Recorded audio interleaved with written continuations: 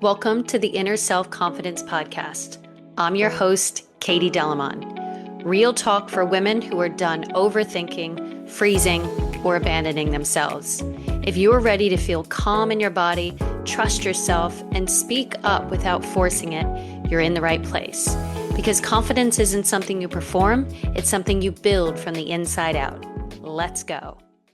Welcome to episode 36 of the Inner Self Confidence Podcast. What is the shadow self? Own your shadow, own your life. In today's episode, we're going to be talking about the shadow self. I think the biggest compliment I have ever received was also one of the most confronting. Someone once said to me, a very dear friend, Katie, you wear shame so well. And I remember thinking, wow, not because I'm proud of everything I've done, but because I've stopped hiding from it. And if you've read my book, my best-selling memoir, Trust the Flames, you know that I don't exactly paint myself as the quote-unquote hero in every story of the book. I've been a functional alcoholic. I've cheated on someone I loved. I've been cheated on as well myself. But I've been completely broke. I've had panic attacks. I've felt ugly, out of shape, unlovable, and very lost multiple times in my life. I've been jealous, angry, resentful, a complete bitch many times. I've fallen apart more than once. And instead of hiding these parts of me, I've shared them. Not because it's cute, not because it's, Instagram worthy or because it's comfortable, but because it's something I realize that is super powerful. Owning your shadow. The parts of me I was so ashamed of were the exact parts of me that were running my life. That's the shadow. Not just your darkness, but everything you've been taught that is too much, not enough, or not acceptable. And the more you avoid it, the more it controls you.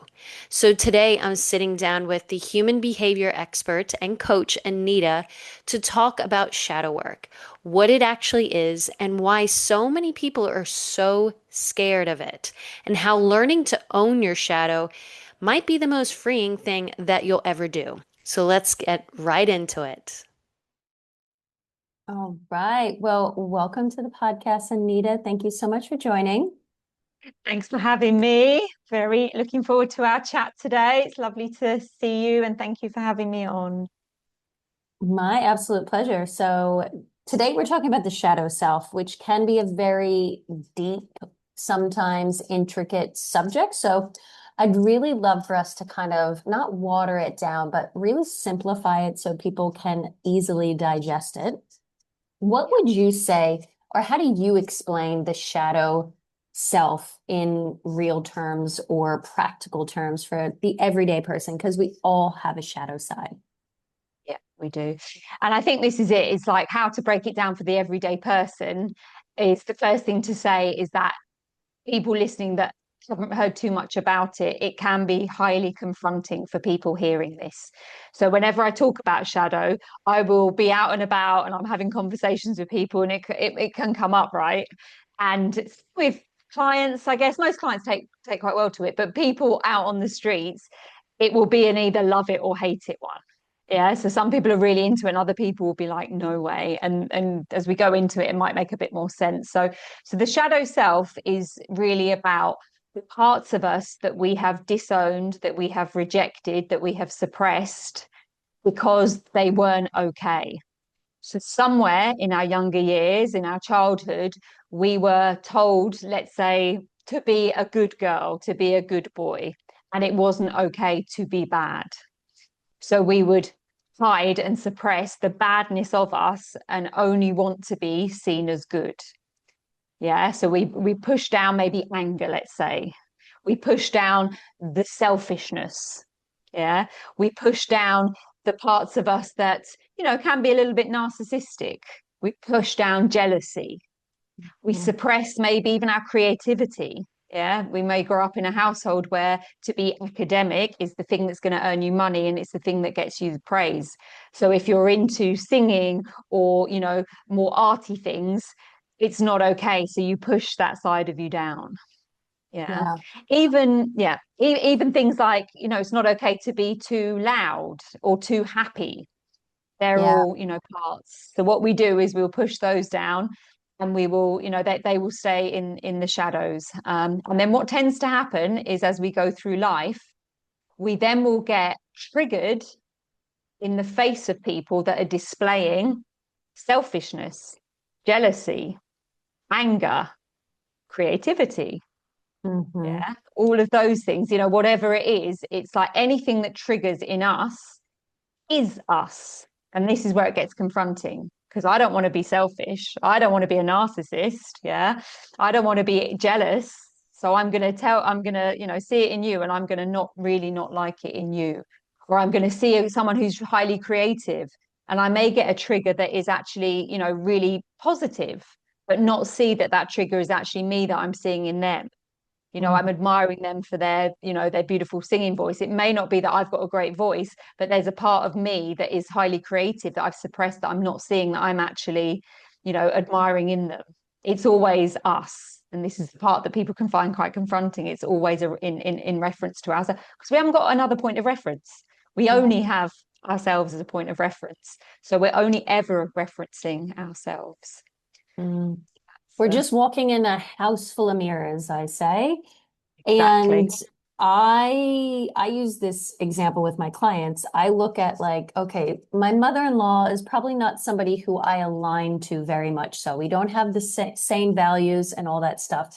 And she is one of the very few people who absolutely do trigger me. And when I look at what triggers me about her, it could be, a racism or a discrimination remark. It is, the fact that maybe she isn't loving her body or herself. And like all the things that I judge her for, or Yeah. all the things I don't like about myself, and be like, Katie, but you're not a racist. Well, there's definitely racist parts of me at some point in my life, and probably in the future, because we are all human. It doesn't mean I'm walking around like raging racist person, but we all have these parts of ourselves if we're all Yeah. honest. Yeah. But this is why it's confronting, because being really, truly honest with yourself is a very confronting thing. And Exactly.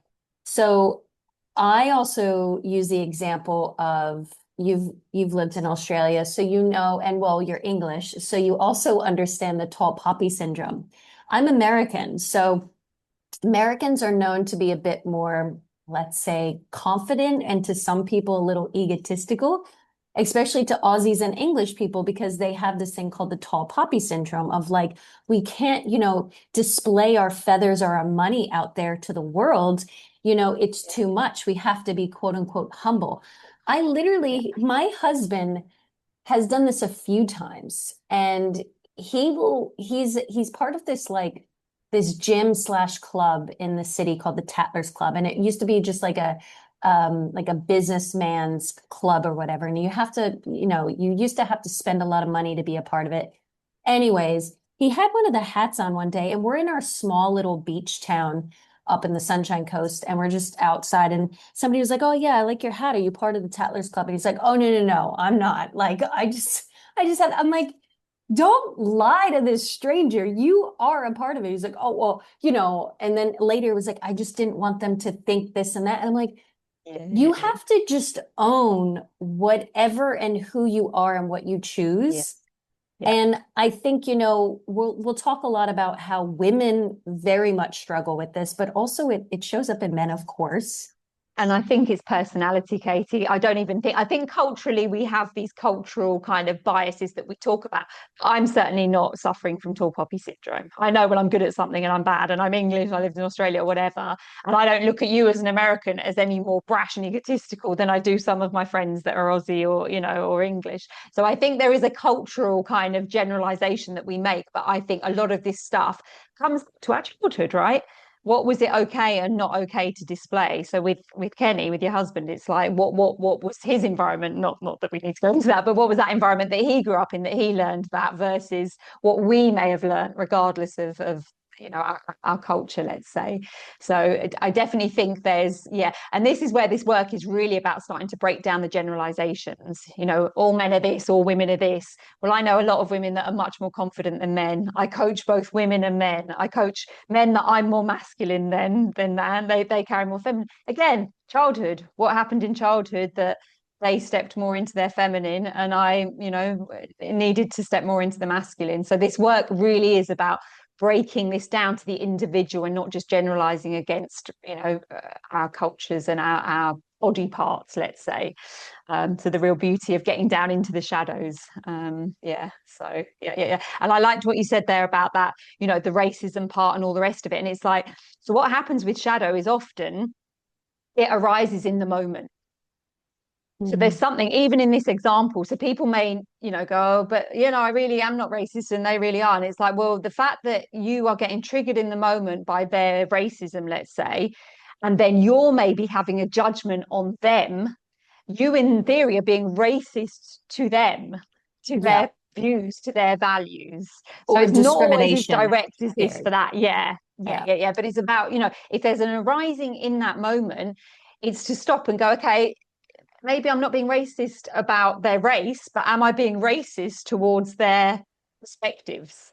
Yeah. And that's how we start to see it. So it's really paying attention in every moment. What's triggering either physically, sometimes it can be heart palpitations, there's some energy rising, there's some anger, some heat, or is it, something that we're really kind of thinking, processing in those moments? And that's where I always say, where is this me in this moment? So just catching it. We're not going to do this straight off. Often this comes afterwards and on reflection, and then more and more in the moment. For me, it's just so in the moment now. It's not to say it doesn't arise, but as soon as something arises in the moment in the face of someone, I know that's me versus me just observing the situation and what they're saying. There's something within me now that is their shadow element. Yeah, I mean, go back to the golden rule. When you point the finger, you have three pointing right back at you. You always are just not cleaning up your side of the street. Blame is for people who do not want to take self-accountability and self-responsibility. And that doesn't mean that, it's okay to just be an absolute asshole and that it's our fault in that sense. Like, this is not that black and white thing, but it is, if we looked at what our real issues and problems are, they are in these smaller little things of all this constant judgment from the outside instead of turning that back on the inside. And that's what led me to my next question, but you basically already answered it. So how do we know that we're in the shadow, and how do we know that we're avoiding it and being triggered? Like you said, you'll have the bodily sensations come up. You'll also notice where you start to people please, where you start to fawn and try to be something or someone that you actually don't want to. You said the overreacting and the shutting down, judging harshly, trying to control. This is another one we love to do. Is there anything else you'd like to add and how you see it show up in people? I think the main thing is around, it will be more kind of defensiveness, anger, blame. And it's that thing of, it's kind of known in a sense. It's like the more defensive someone is, the more it's like, what's going on there? What's going on there for you? And I think this is the thing, what we talk about a lot in this work is that when we're looking at this kind of shadow work, for people to really get this stuff, like really live it in an embodied way, to own it, we're only looking at about 5%, less than 5% of humanity that can really actually own this stuff. There's a lot of people that will say they kind of get it conceptually, but to really be able to own it, that we are looking at very small numbers here. So there's not many people, and this is really what I listen out for in people in their language. And it's rare to meet someone. When I do, I'm literally sitting there, I'm inquiring into what work they've done. I might just meet someone randomly. I don't know that they're in this work. I don't know what studies they've done, what courses, what sort of therapies they've done, but it's so heard in the language. And the main part of the language is that real non-blame language. So it's really taking self-responsibility for a situation. They may be describing a situation, and most of us will be in some sort of blame of what happened. The minute someone goes, I understand that this is me and it's my projections or whatever language we want to use, shadow, it's like, or even more subtle language, I'm straight into inquiring into what courses they've done or what they've been on, because we don't learn this stuff day to day. We only learn this stuff if we're consciously, making an effort to go down that. And even this, I know so many coaches and so many people in this work, this takes years to grasp for some. And I know that with me, there was something very early on, as I think as I grew up, I was watching adults in what we call under responsibility, so blame, which is very normal. And there was something within me that went, there's got to be more to this life than not having the power within ourselves. How has everyone else got so much power over us? And it was like I was on this quest. So by the time I heard about shadow, which was in 2017 when I first started studying human behavior, I remember I was on my first ever course, and I was a bit like, I don't know about this course. This is what, I've put my whole, last bit of money on to make this work, to become a coach. And the first few days, I was like, I'm not sure. They brought this concept in, which was just, it's next level stuff, which I was ready for. I'd already been in therapy for 8 years. I'd done a lot of the work that many people hadn't done anything of. So by the time this concept came in, which again, I'm talking, 5% of humanity are really getting this. For me, I was ready for it. And as soon as I heard about it on this course, I was so like, it was like I was triggered hearing it, but excited at the same time, because I was like, this is the key to the ending of world wars. Like literally, this is the key to self-responsibility. This is the key to the ending of arguing with people. This is everything. And I was so excited by it. And I remember I went out that night out in Bondi. I was kind of on this date with this guy, and we went to this dance thing, and he was just looking at other women. This was the first or second time I'd seen him, and I'd already noticed there was this thing going on with him. And I was so triggered, right? I was watching him just checking out all these women. And I could see he's probably a bit oblivious as well. There was some lack of self-awareness going on there as well. But all I was doing was just feeling what I was feeling in the body as I was seeing this, and this disrespect, right? This is what was happening, the disrespect. And I just ended up going up to him and going, look, I'm leaving. He goes, what do you mean? I said, you're looking at so many women and I'm just not comfortable with this. I'm going. And he went, no, but I know them, because he'd been talking to some girl. And I was like, it wasn't her. I'm really, believing that he's just a bit, there wasn't a lot of self-awareness of what he was doing potentially. Anyway, I walked out. I was like, right, I was walking down the streets of Bondi, and I was like, what is going on for me right now? Where is that me? What have I learned today? And it was this moment of going, well, you look at men as well when you're with someone. I don't do it as obviously as this guy was doing it. And there's the shadow element. I don't give myself permission to be as obvious as him, but I do it. Like I'm always appreciative of good looking people around me. It doesn't mean I'm going to do anything, but I still look. And there was just this really uncomfortable feeling of going, oh, that's what I do, that's me. And I remember going to bed that night and just feeling just not great about it. And then I remember I woke up the next day and I was going to the next day of this course. I was, oh, this is a good story to tell, but I was still really uncomfortable. And I ended up voice noting one of my friends about the whole concept of shadow and what I'd experienced. And halfway through telling her all of this, I just started laughing. I was like, that's me. This is me. And this is the me that I didn't want to be, because I watched growing up adults having affairs and looking elsewhere when they were married. And it wasn't okay with me back then, right? And now I'm in a position where I'm going, I'm not cheating on anyone, but I look at people, I'm not apart from this. I'm not on my high horse about this.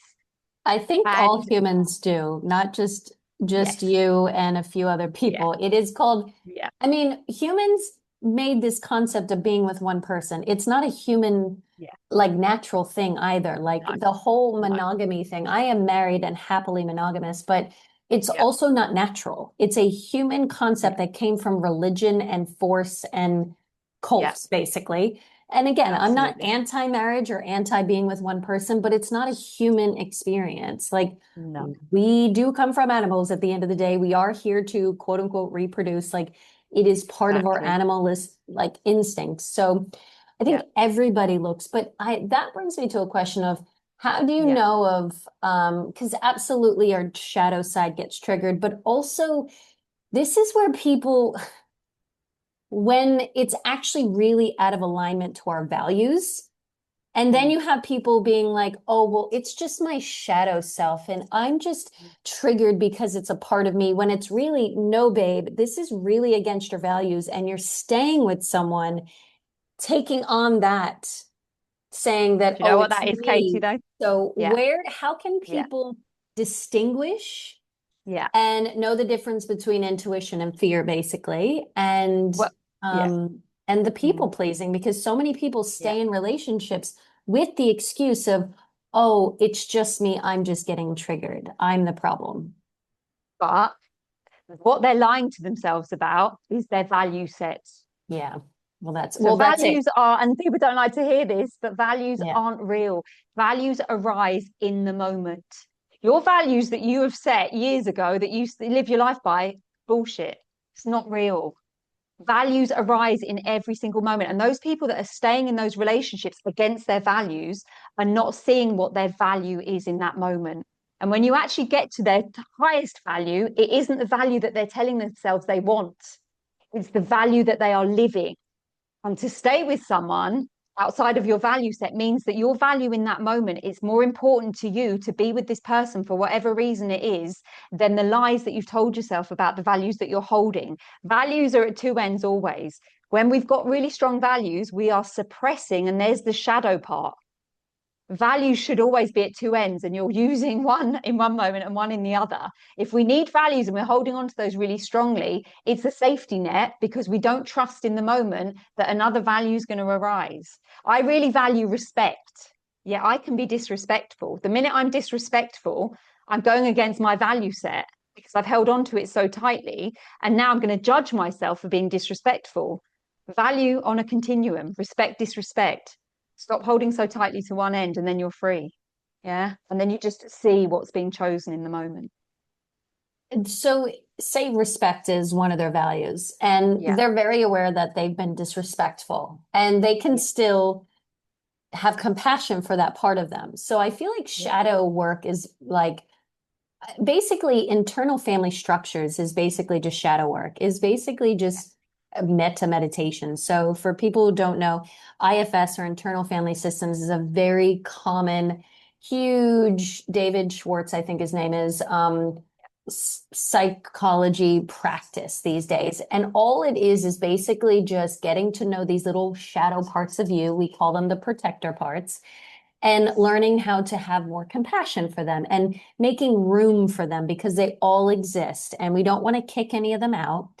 Like our disrespect, our jealousy, our infidelity, like all the parts of us that we don't love, the unsavory parts of shadow.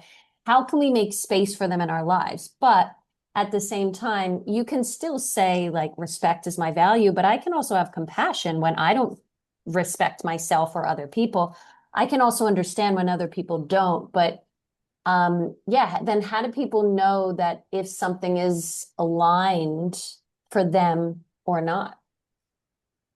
Well, they will know that by coming back to what's present in the moment Mm, and trusting that that's what it is. So if, and this is the thing, if we're relying on things from the past to determine who we are in that moment, we're not being present to the moment. So it's mm, like we're distrusting ourselves. So if we're feeling out of alignment, it's like, well, how can I feel in alignment with what I'm choosing in this moment? And the mm, minute, as you say, we bring in that compassion, once that compassion's there, well, that's your alignment in that moment. mm, You're exactly where you're meant to be in that moment. But what we do is we want to resist our current reality. We're constantly in resistance of the current reality and the choices we're making because we think they should be something else. I shouldn't be doing this. I should be doing that. It's like, but what are you actually doing? Well, I'm doing this, but, and I'm like, fuck the but. mm, Yeah. Fuck the but and be with where you are in that moment. It may not be the best of you right now, but it is the best of what you have in this moment. It may not be your human, potential, but it's the best that you've got right now. And the minute we're judging that, it's the piece to work on is the judgment. We're mm, constantly in judgment of ourselves for stuff. That's the bit to work on. Work on your judgment. Don't worry about trying to hold values really tightly. Watch the judgments that you have on yourself when you are, when you're not being respectful. Yeah. mm. And I think that's the thing. It's like disrespect as well. It's a big one that comes up for people. It's like, I'm so fucking disrespectful. We have these conversations. They're so judgmental. And that's us in that moment displaying that. And people go, but they're doing something much worse than me. It doesn't matter whether the actual thing that they're doing is worse than you. The fact that the judgment is arising to them is where you are, in a disrespect in that moment. And that's the part that's really hard for people to get their heads around. But the minute you can be more compassionate for their situation and they're doing whatever they're doing, you're then having direct compassion for yourself. The minute we're judging out there, it's just a reflection of the relationship that we have with ourselves. Yeah, exactly. I don't believe forgiveness is something we ever do. One, you can't force it. Two, it's something that happens naturally because you don't forgive another person. You forgive the part of you that couldn't show up the way you wish you showed up. And you see this like, being sexually molested or having sexual trauma when you were little. So many people think that forgiveness is about forgiving the perpetrator or whoever, when really it's you needing to forgive the little person in you who didn't speak up and say no and push that person away or scream or whatever you didn't do that you thought you should have done. Again, that's the part that is wants the compassion. That other person could give a shit. They probably don't even think what they did was quote unquote wrong because that's what they wanted to do. And so it's such the forgiveness part is such an interesting one. And so what would you say is like a simple way for someone to start the shadow work? Okay. So the way that I like to do this with people is really to watch yourselves in your day to day and really pay attention to. And the best way to do this a lot of the time is in the face of social media, is in the face of other people. It's in the face of something. So social media, it's no good. Even the news, it's no good. But it isn't about the external. Mm-hmm. So let's start to see, because otherwise, again, we're in this under responsibility where all of this external stuff is doing something to us. And this is why, again, I say this is 5% of humanity, because we are enculturated to believe that things are doing things. People are doing things to me. Mm-hmm. News is doing things to me. Social media is doing things to me. Again, powerless.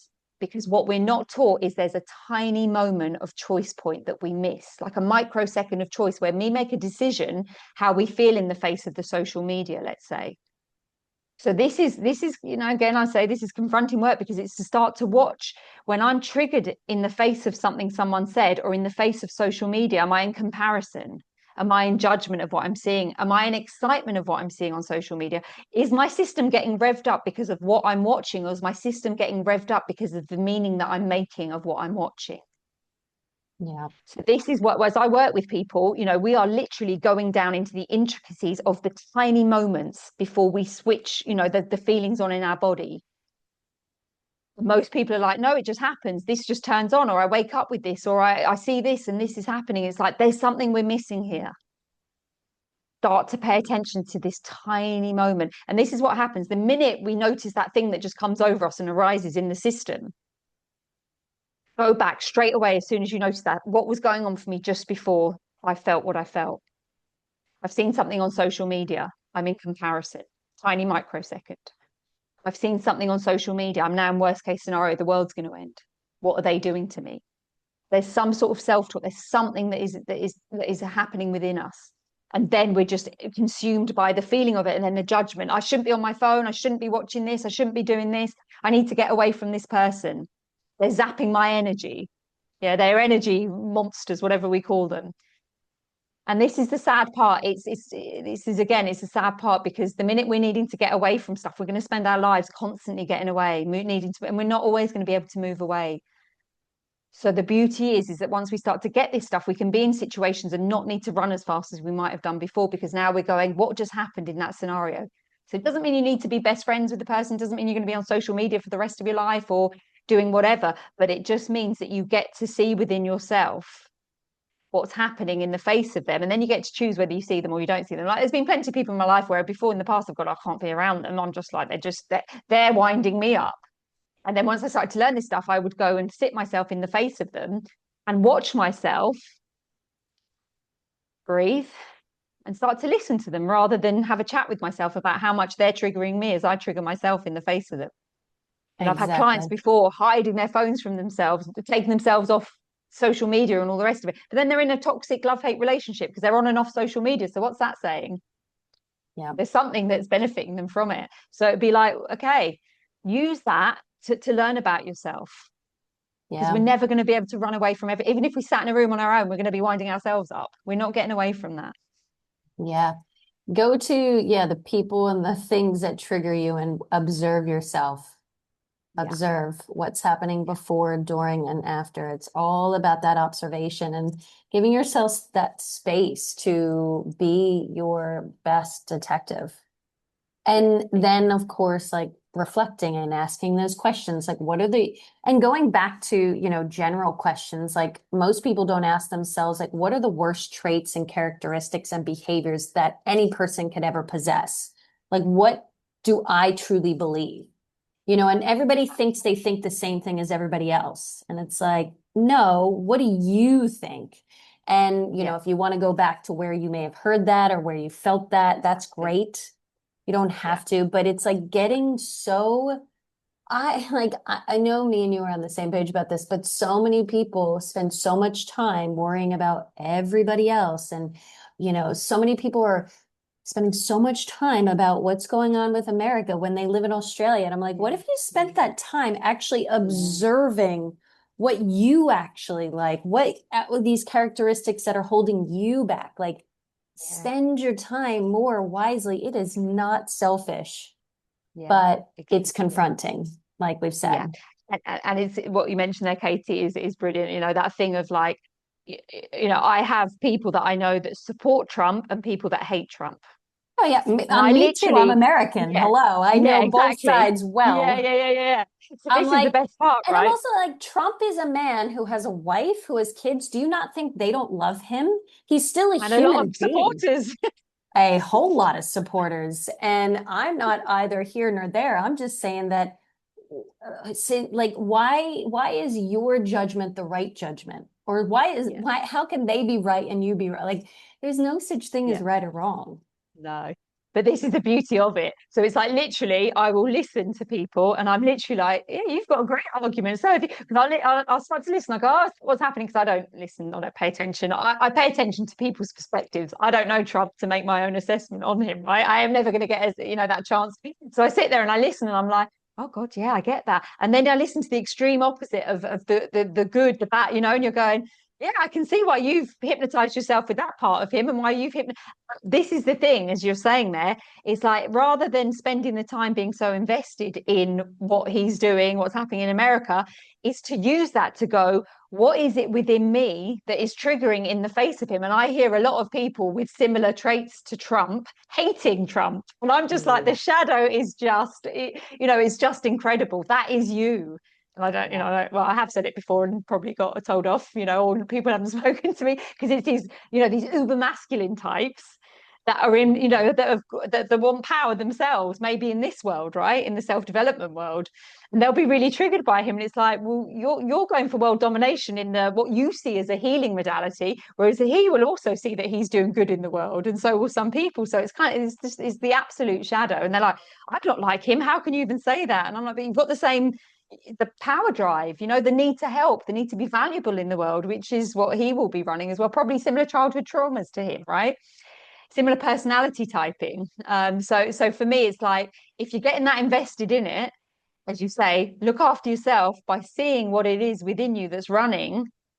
That maybe is the worst case scenario if you thinking the world's going to end, that you're going to end up, without any money because of what he's doing, and start to recognize those programs within you that are running in the face of what he is or isn't doing.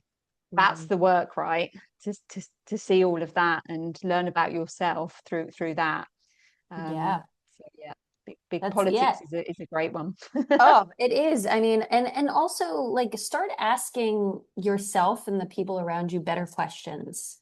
Like this is Exactly. another thing that and I shared this on Instagram last year. Like I remember one time I was talking on the phone to my dad and we got into something about politics and he ended up like getting really agitated and hung the phone up on me. And it was just like, and it was like it hurt, blah, blah, blah.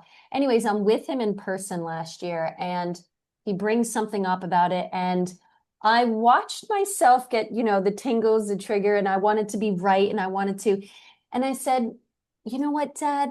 I'm not into politics. This is not going to be a fun conversation. I was like, how about you tell me about a time when somebody in your life surprised you by doing something really kind? And he ended up telling me this beautiful story of his ex-manager who ended up paying him 16 weeks pay when my mom had cancer. He wasn't working. He wasn't supposed to be getting paid, all this stuff.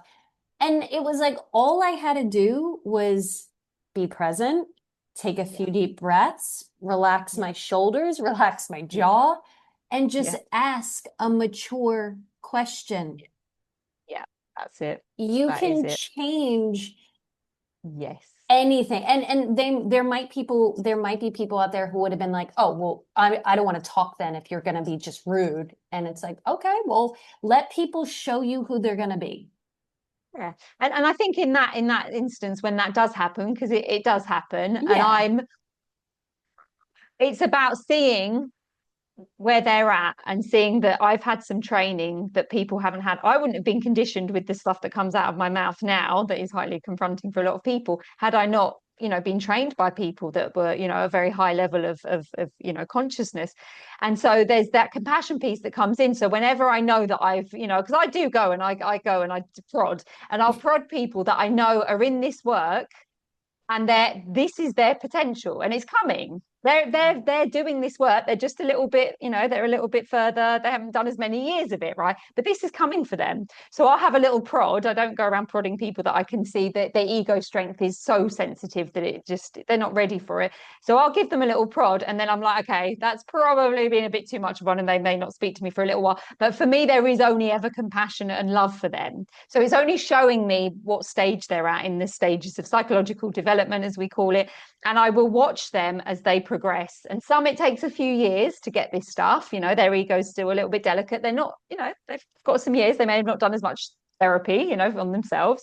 And you kind of watch this process, and it might be months, and for some it might be years till they start to grasp this concept. But if they're in this work and they're really doing it, they're getting this stuff eventually. And the people that resist it the most will often be the ones that are full on into it and teaching it at some point down the line. So I always kind of go, oh, I may have pushed that one too far. And it can be a little bit, awkward in the moments. I know I'm not doing it from a bad intention. I know that this is how we grow together. It's Mm. not all pretty, and it's not all like being, it's not all being compassionate in the kind of, nicey way. It's ruthless compassion at times. If I think someone's ready for it and they're going to be on this, for a long time, then the only way that we're going to shift the needle is not by being the people pleaser. It's never been me, right? It's about, prodding, giving them little prods, but knowing that the intention is only ever good. And if they do get annoyed and they tell me to fuck off or whatever, that's okay. I still love you, and I'm not taking it personally, because I would be telling myself to fuck off as well. Yeah, yeah. And I also think like we have this idea that somebody needs to be so deep in this work to actually shift in the moment. Like I would have never expected my 73-year-old father who has never been to therapy, doesn't talk to anybody, is agoraphobic, like he's, probably not in the best space mentally to have responded the way he did but Yeah, it's because I held that space and that belief of like all I have to do is just change my energy, my yeah, tone, yeah. my way of being and myself. And I would say a good 90% of people will Mm. respond because we co-regulate. We mirror Yes, what is in front of us. yes, Very, very few and far in between do people react really bad. It's a yes, few percentage, but yeah, it's we have to be the change we wish to see. And this is the only reason why I'm really good at this work is because I've been in a marriage for 10 years. So I have had to work really hard on this. And it doesn't mean in the moment that things are great and perfect, but the repair happens so much quicker and more efficient and effectively. yeah. And that's what you want to get to. And I think with the shadow, a huge part of it is the repair. Definitely. And I think that is exactly what you say there. It's to be able to kind of go away from the situation and be able to then reflect on what's happening for ourselves, come back into the situation. And then we've talked about this before, but really that, that whole language of I'm really recognizing that within myself what was arising for me. So without blame, as that played out in the moment, the words that came out of your mouth, that was a shadow aspect of me in that moment. And I could see it was related to, childhood stuff potentially. I could see, it reminded me of my dad or whatever, even though you didn't have any intention potentially of saying anything, to mean offense. That's what happened for me in that moment. And that's kind of that reclaiming of the shadow and being able to come together. And as you say, we co-regulate. That person is unlikely to be going nuts at you then in that moment, and is likely to then be taking self-responsibility. So that's really what shadow is. The integration of shadow is the integration of our self-responsibility, our recognition that we have a choice in what's happening for us in the moments, and that no one's got power over you. We go, oh, they're trying to get power of me. They're just saying something. They're not, very aware or whatever. They're not trying to do anything. They're not taking away your power. It's just us in that moment that don't realize that we have the power in the first place, because no one ever taught us growing up choice. We're taught, we live in a blame culture. That's why we have world wars. And this is, if we could stretch that 5% out further and further, we wouldn't be warring. We wouldn't be having arguments, or if we did, we'd be coming together and resolving them, as you say, quite quickly. And we wouldn't be on the scale of, mass death and all the rest of it in the world, because we're taking responsibility. So, yeah, I mean, the shadow part isn't the problem. We know that triggers are a teacher, and we don't heal by becoming perfect. It's all about becoming whole, and how can we co-create with other people? Because I also don't believe that we heal alone either. Like, I feel like the only reason why I've been able to heal so deeply, and I think in a fast way, is because I've been in a marriage as well, like in a relationship, to mirror that shadow stuff that I wouldn't have been able to do without it being there. Because when you're choosing your friends, you're choosing your this and that, like, you don't get really triggered. Like, and most people will just avoid the triggers, thinking, oh, it's just a boundary. I'm just putting up a boundary. It's like, is it a boundary or is it an avoidance? And now what friendships can bring up stuff, like it depends how close you get. I've got friends that have got like a lot of stuff. I've had stuff with relationships with friends, with family members. It's, it depends. If you're living with a flatmate, for example, it's kind of, it's there's a lot of things that can be used to to heal this. So I think what we usually see is people avoiding it, because they could just say, oh, well, I'm just not going to talk to her, or, oh, I'm just going to move. I'm just going to do this. When it's your family, or they'll just avoid, or they'll go estrangement, which is a whole thing on its own, a whole episode I'll do. Exactly. On estrangement.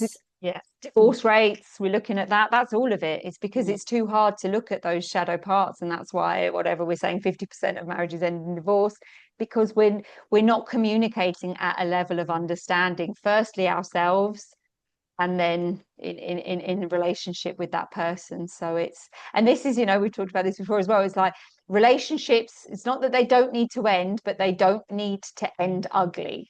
Exactly. And that's always the thing. It's like, even if there's, people in my life that I may not be as close to or whatever anymore, there isn't anything that's ever harbored around that stuff, and I don't think I ever really have had that, because I watched so much destruction as I was growing up with, dynamics and family dynamics and all the rest of it, that for me, it's like, it's just sad. And I was like, there's got to be another way for that. And so that's why, as soon as this it was like I now had a language and a deeper understanding for something that was already within me from quite a young age, So I think it's that, and I do, like, I always see that my experiences growing up have been, the thing that have led me to be here. So I don't have any expectations that people need to be any further along than they are. I totally, understand what happened to me is why I've gone into this work, is why I went into therapy and spent so many years in it. And I don't expect people to if they haven't had the experiences that were had here, or the intentions that I had from a young age, then there's no expectation. I think that's the place as well. So many of us think that other people need to just sort their shit out and go and do some work on themselves and all the rest of it. But it's like that isn't in itself overly compassionate. And it's normal to want people to get better, to help us get better. But the minute we can allow people to just be as they are and understand them and have compassion for where they're at, and they've had different experiences, and maybe they don't want to look at this stuff because this is hard stuff. People Yeah, run it's the from me hardest. sometimes. They're just like, Yeah. no, that the ego is not in a place of strength to be able to, to handle this, because they will judge themselves for their selfishness, for their narcissism, for whatever it is.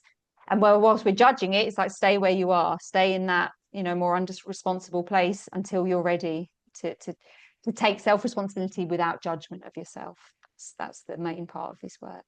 It is the absolute hardest. Now, what do you think changes when someone starts owning their shadow?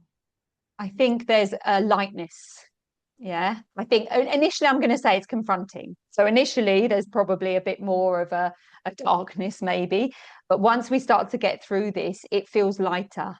We take things less personally. Nothing is ever personal anymore. We can see ours is ours, and we can see theirs is theirs without needing to tell them anymore that theirs is theirs. We can just see it. We argue less, or we don't even need to argue. I don't remember the last time I argued with someone. Yeah.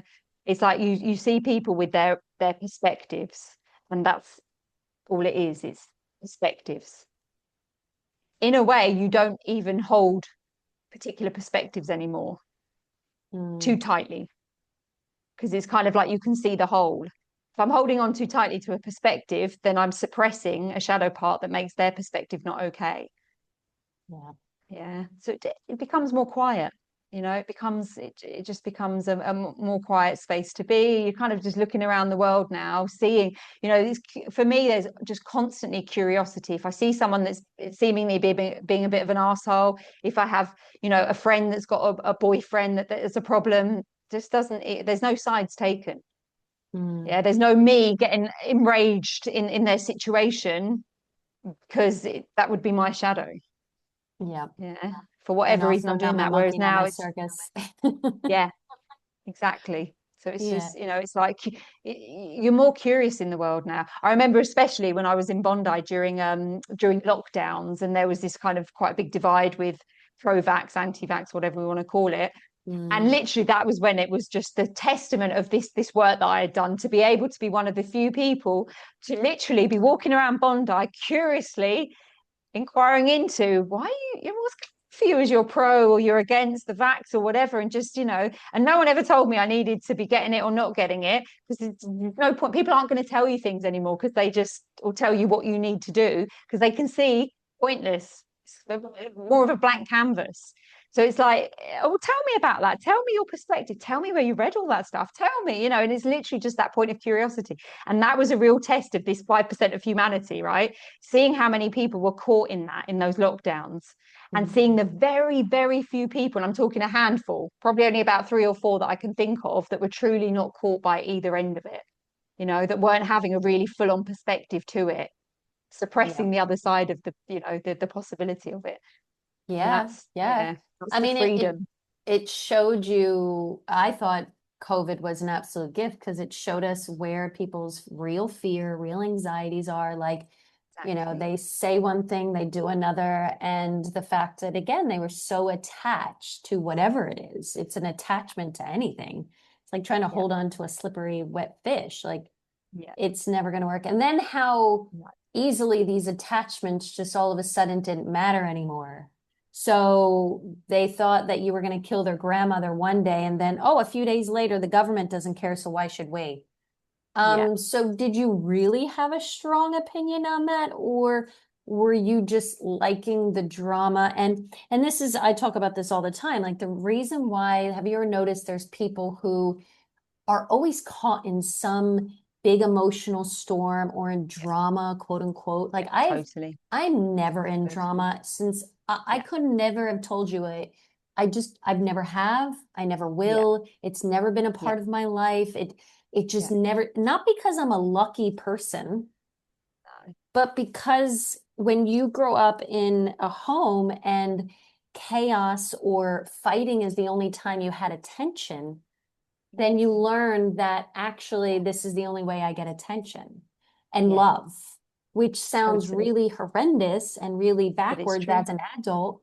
But then if that's how you were showed love, only when you're in fighting and chaos or disagreement, that's unfortunately what you're going to now recreate in adulthood. Exactly. So again, it's that thing of what are we attached to? It seems like it's nothing, or it seems like it's drama, but what we're attached to is our childhood programming, our childhood traumas. And so for me, the drama was avoided as much as possible because I saw a lot of drama growing up. So I actually went the other way. So a lot of this stuff with me and this seeking of this self-responsibility and all of this stuff is the avoidance of the very thing that I saw too much of. Yeah. Yeah, so there's always watching of that in certain situations to make sure there's not, total avoidance, or I didn't do the people pleasing too much, but a little bit, I guess, at times, because I didn't want that.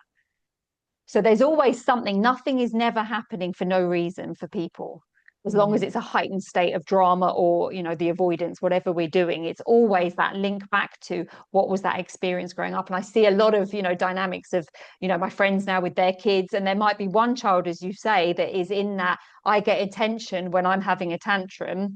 And then maybe the other child being the people pleaser in response to. So it's kind of like, which way are we choosing as children? Are we choosing that end, or are we choosing, that end? And it can be quite common that one goes for the attention from the being the bad child, and the other one then goes, fuck that, I'm going to be the good child because I don't want that. And then you've got a people pleaser and the opposite of a people pleaser, which we call a mismatcher or a matcher. People pleasing, disagreeableness, two ends of the same trauma, just two ends. Yeah.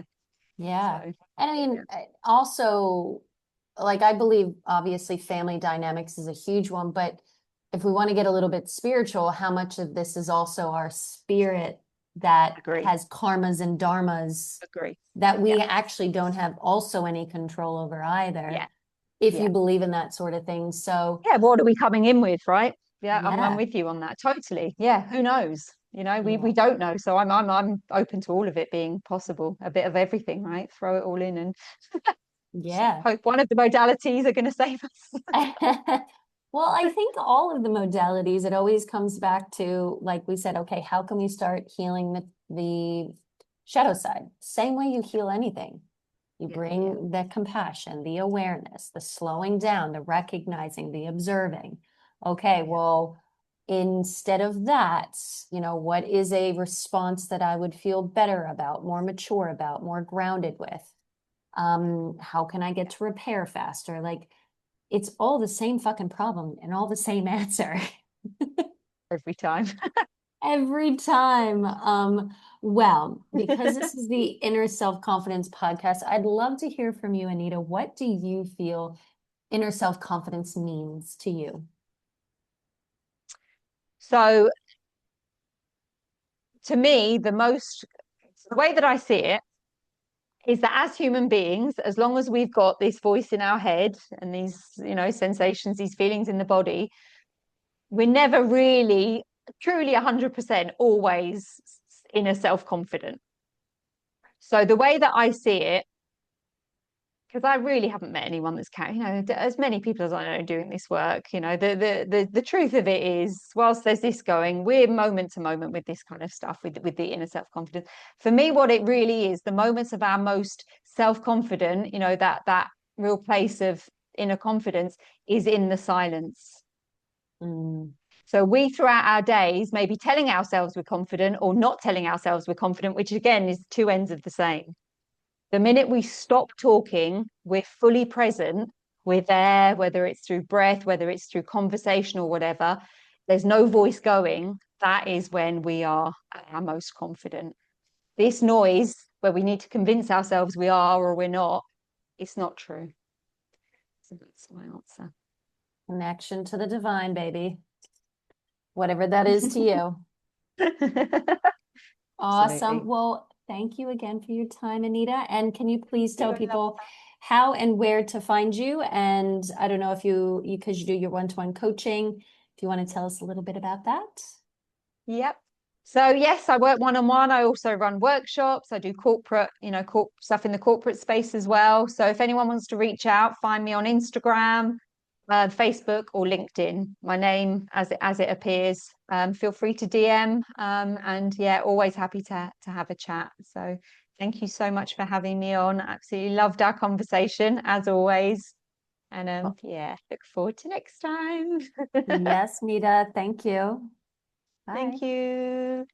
Thanks for listening to the Inner Self Confidence podcast. If you want to read about my book, my memoir, Trust the Flames, you can buy it anywhere they sell books. Amazon is probably the quickest and the fastest and the cheapest.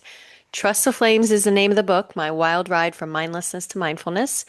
If you want to work with me one-to-one or join my 90 Days to Inner Self-Confidence program, jump on my website. Let's jump on a free discovery call. See if it's a good fit for you, for me. You can do all that on my website, www.katiedelamont.com. And if you want to follow me on any social media handle, it's just my name, Katie Delamont. Looking forward to connecting with you in the future. Bye-bye.